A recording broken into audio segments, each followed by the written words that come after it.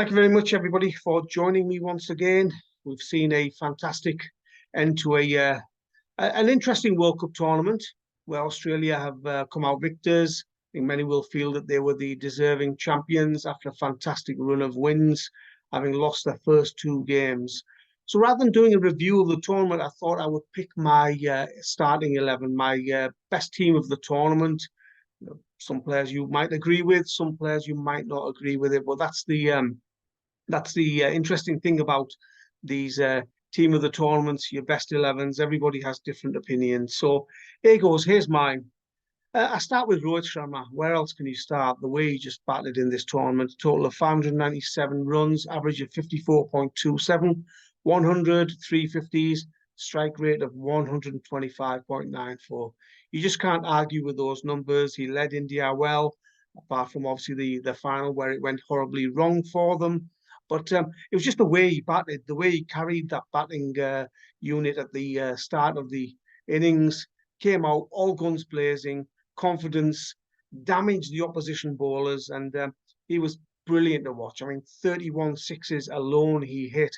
That's more than I think some of the top six batters combined from many of the teams in this World Cup. So he deserves a spot. With him, I'd have David Warner opening. Now, Warner's obviously at that veteran stage of his career now, but he gives absolutely everything, whether it's in the field, whether he's supporting his captain, whether he's advising his younger players. And, his batting was brilliant to watch once again. He just doesn't get... he doesn't get any worse, really, does he? He's just getting better with age almost. So his numbers were 535 runs, average of 48.63, strike rate of 108.29. And again, you cannot argue with such numbers. Part of a World Cup winning side.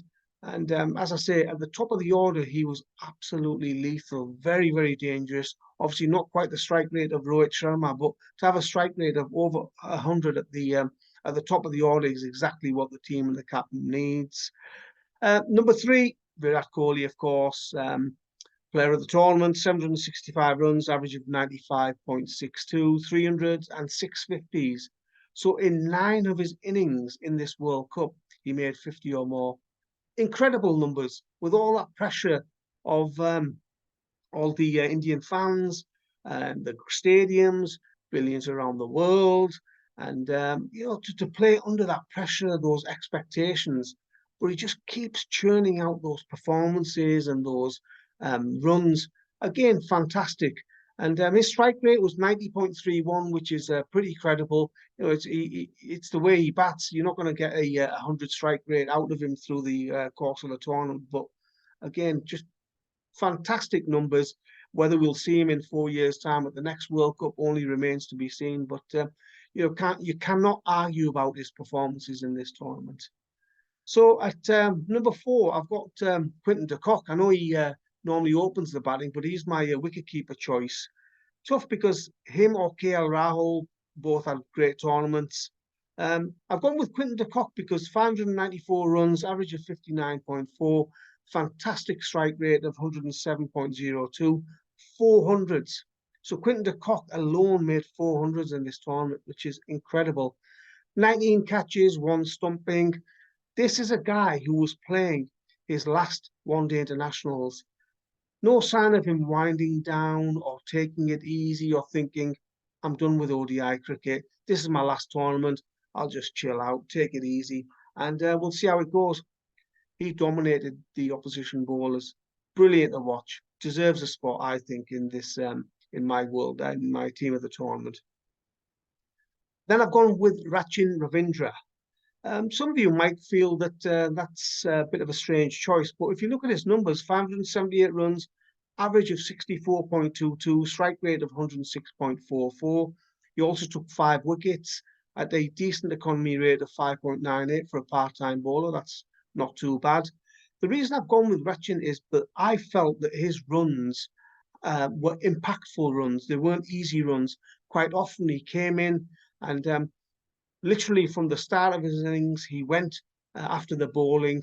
He's every captain's dream player, whether it's in the field, with a ball, or with the bat. absolutely immense. Really good tournament for somebody so young, for somebody with such little international experience, and somebody playing in his first World Cup. He was brilliant, really, really good to watch. And he's a star of the future. He will only get better. Then I've gone with Daryl Mitchell, another New Zealand player. 552 runs, average of 69, strike rate of 111.06, two brilliant hundreds and two fifties. Didn't bowl that often in this tournament, which I was a little bit surprised about. But I just thought the way he carried himself, his runs, again, they were important runs for New Zealand, quite often when they were struggling. And he's a very unselfish batter, I feel. Not one of those stat padders who bat for themselves or bat for their own average. You know, he'll play for the team. He bats for the team. Fantastic tournament for him. Then I've gone with Glenn Maxwell. So yeah, came into this tournament, you know, in good form. People, his expectations of himself, and I think his fans' expectations of him are always high.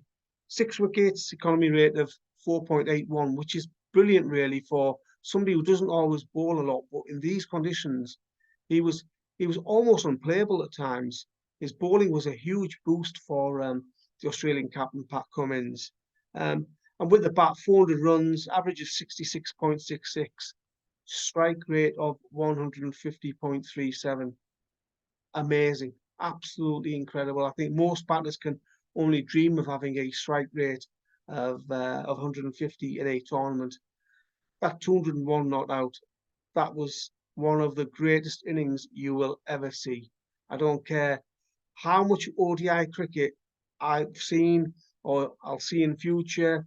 I'm sure there'll be people out there who say, "Oh well, see, the Russ innings was better, or this innings was better, or that innings was better." But for me, in those conditions, the fact that he was injured, literally couldn't stand at times to score 201 not out and carry that Australian batting unit to an unlikely victory was amazing. Brilliant batting. My captain is Pat Cummins, and I think that's a pretty easy choice given that he was the captain who took Australia to the World Cup trophy, carried himself really well in that tournament. Lost the first two games. Had that been Pakistan, there would have been panic and hysteria and all sorts of chaos. However, two losses, no problem. We'll get on with it. We'll come back, win our next 7 group games, win the semi-final, and then win the final, beating the home side in front of 120 plus thousand fans.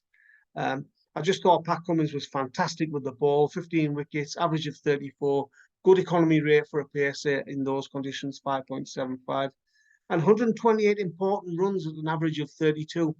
You know, he was the guy at the other end with Glenn Maxwell. What was it, 12 off 60 something balls, I think. You know, people will look at the scorecard and think, hang on, what the hell was he playing at, scoring only 12 in that partnership? But it was vital that he was there with Glenn Maxwell through that innings and supporting him. So he's my captain. He's at number 8. Next player is Gerald Coetzee. Many won't have heard of Coetzee before this tournament, but he's come in and proved that what a fine talent he is and a star for the future, I think. 20 wickets a day, brilliant average of 19.80, useful with the bat. You know, no mug with the bat, can score runs, can hang around, can support the main batters as well. And I just thought his effort levels and the way he bowled and the versatility in his bowling. And, you know, he's got quite a few good deliveries. He can swing the ball. He can bowl those cutters. Really, really impressed with somebody who's quite new to international cricket. At number 10, I've got Adam Zampa. So he's my main spinner. 23 wickets, average of 22.39, economy rate of 5.36. Brilliant tournament. Really bowled well. Came into the tournament again, high hopes. And he showed in most matches, I know towards the end of the tournament, probably didn't get as many wickets as he wanted, but certainly in the early and middle parts of the tournament, he was Australia's main weapon with the ball. And in conditions that were favourable, again, fantastic performance, consistent. He attacks the stumps, which the likes of Shadab Khan, etc., can learn from. You know, it's a case of you miss, I get you LBW or bowled. So it's a simple theory. It's a simple approach. He's got all the varieties, you know, top spinners, the leggies, the googly. Didn't try to do too much with the ball. Just kept it simple and got the results. And finally, Mohammad Shami. He'll feel a bit disheartened today, having taken 24 wickets at an incredible average of 10.70 in this tournament. 3 times took 5 wickets in an innings and an economy rate of 5.26. Probably deserved to be in a World Cup winning team, but unfortunately, I think he was let down a little bit by his batters today. And of course, he came up against a team that were on top of their game. But he was brilliant to watch, wasn't he? I mean, those 7 wickets, and you know, he was a bowler who, with the new ball, was fantastic. He swung it. He took early wickets. I think I saw a stat somewhere where in most of the matches he took a wicket in his first over and then came back. And if the captain needed wickets in the middle overs, he provided that. And then at the end as well, you know, he was reversing the ball. Fantastic tournament. Really, really solid performance by Mohammad Shami. So that's my 11. Obviously, there are other players that I couldn't include in the starting 11. You know, mentions to the likes of Keshav Maharaj and Dilshan Madushanka, 21 wickets. Maharaj, 15 wickets, economy of 4.15. KL Rahul, it was a tough choice between him and Quinton de Kock. Rahul scored 452 runs, average of 75, 102 50s, 15 catches and 1 stumping. So he can hold his head up high. He had a very good tournament as well. Bumrah, 20 wickets, average of 18.65 with a phenomenal economy rate of 4.06. How can a fast bowler have an economy rate on those wickets of 4.06 is just beyond me, really. Amazing. Shane Sharpie, the 18 wickets, average of 26.72, economy rate of 5.93. Yep, close to the 11, but probably a few wickets short, and obviously Pakistan didn't make the semi-finals. So there's my 11. Do it in the comments. Mention whether you agree with the 11 that I've picked, or whether you would have had some different players in. Always good to listen to the comments.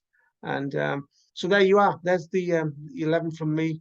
And been an interesting World Cup with some great performances. I think that's the best 11, but that's just my opinion.